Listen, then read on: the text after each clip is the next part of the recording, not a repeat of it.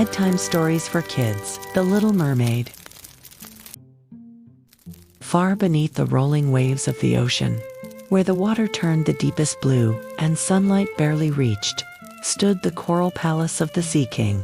Its walls were made of shimmering shells, its halls lit by glowing pearls, and in its heart lived the Sea King's 6 daughters, each more graceful than the last. But the youngest was the most enchanting of all. Her name was Ariel, with hair like flowing fire, eyes as bright as sea glass, and a voice as clear as the ocean wind. She was beloved by all who knew her, yet she was different from her sisters, more curious, more thoughtful, and filled with a longing that couldn't be explained. While her sisters loved singing, dancing, and exploring the coral reefs, Ariel spent her time near the surface, watching the world above. "Don't you wonder," she asked her sisters one night, "what it's like up there? The stars, the wind, the people." Her eldest sister laughed gently. "They don't have what we have down here.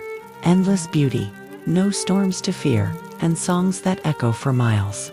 "But they have legs," Ariel whispered, tracing the shape of them in her seashell book. "They can walk on land. They can dance." Her grandmother, a wise mermaid with silver hair, shook her head. "Land is not made for us, child. A mermaid who loves a human brings herself nothing but sorrow." Ariel said nothing, but her heart stirred with questions. On her 15th birthday, she was finally allowed to rise to the surface. Alone, the moonlit sea was calm. The stars sparkled overhead, and for the first time, she breathed in air. "It smells strange," she said to herself, "but beautiful." As she floated, she saw lights on the horizon. A ship, glowing with lanterns and laughter. Music drifted across the water. Curious, Ariel swam closer, hiding behind waves and driftwood. On board, sailors danced and played flutes, and in the center stood a young man, tall, smiling, his dark hair whipped by the wind. "Who is that?" she whispered. The crew lifted their cups to him. "To the prince, on his birthday." Ariel's heart skipped. "A prince?" She watched him all night, her eyes never leaving his face. But then, clouds gathered, thunder roared. A sudden storm struck the sea. Lightning flashed, waves crashed. The ship tilted violently. Sailors screamed, and the prince was thrown into the ocean. "No," Ariel cried, diving beneath the waves. With all her strength, she fought through the current, searching the black water. Then, she found him. Unconscious, sinking, his arms limp. She grabbed him and pulled him upward, singing to guide herself through the chaos. When dawn broke, she laid him gently on the shore near a quiet village. His face was pale. She brushed wet hair from his brow, tears mixing with salt water. "Please wake up," she whispered. "Just once, look at me." He stirred. Ariel gasped. But before he opened his eyes, voices approached. Panicked, she slipped into the water and vanished. From behind a rock, she watched a girl from the village kneel beside the prince. "He's waking up," the girl cried. The prince opened his eyes and smiled weakly. "You saved me."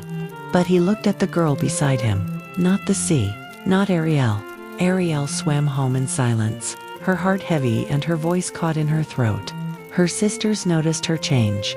She no longer sang, no longer played. She spent hours staring up toward the surface, tracing the waves with her fingertips. One evening, her grandmother approached her gently. "You saw something," she said. "Or someone." Ariel hesitated, then nodded. "A prince. He was drowning. I saved him, but he thinks someone else did." Her grandmother's gaze softened with worry. "Ariel, this can only lead to heartache." "I love him," Ariel whispered, "and he will never even know I exist." She turned and swam alone through a quiet trench, her mind filled with thoughts, and a single decision growing like a pearl in her chest. If I had legs, if I could walk beside him, maybe he would know me. The next day, she sought out a place her grandmother had warned her never to go. The darkest part of the sea, where shadows twisted and the coral grew sharp.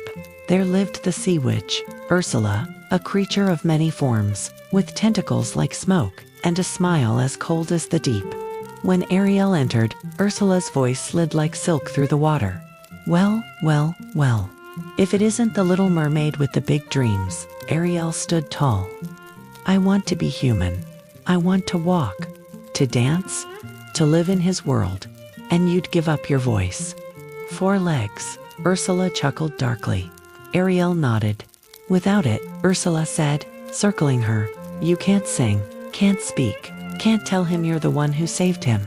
Then he must love me without words, Ariel whispered. Ursula raised an eyebrow. Very well, I'll give you what you want, but listen carefully. Once you become human, you can never return to the sea. I understand. And if the prince doesn't fall in love with you, truly, deeply, by the 3rd sunset, you'll return to the ocean, as foam on the waves. Ariel's hands trembled, but she nodded. I accept. Ursula grinned. Then let's make a deal. She conjured a potion, dark and glowing, and held out her hand. Your voice, child.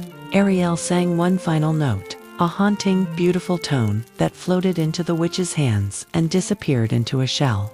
Then pain. Twisting, burning. Her tail split, her fins vanished, and when the magic faded, she floated, breathless and voiceless. With 2 legs, Ursula vanished into the darkness, laughing, and above, the sun rose over the sea. Ariel awoke on the sand, the morning sun warm on her skin. Her body felt strange, her legs ached, her muscles trembled. Walking was like learning to breathe again. She tried to speak, to call out, but no sound came. Her voice, her beautiful voice was gone. Just then, the sound of boots on sand. She turned and saw him. The prince. He paused when he saw her, his expression full of surprise and curiosity. Are you all right? He asked gently. She nodded, unable to speak. You must have come from the sea, he said, kneeling beside her. I found you here, alone. You're different. He smiled kindly. But you saved my life, didn't you? Ariel shook her head slowly. He thought the girl from the village had rescued him, the one who found him on the shore, not her. But she couldn't explain. Still, he offered her his hand. Come with me. We'll get you something to wear. Somewhere warm.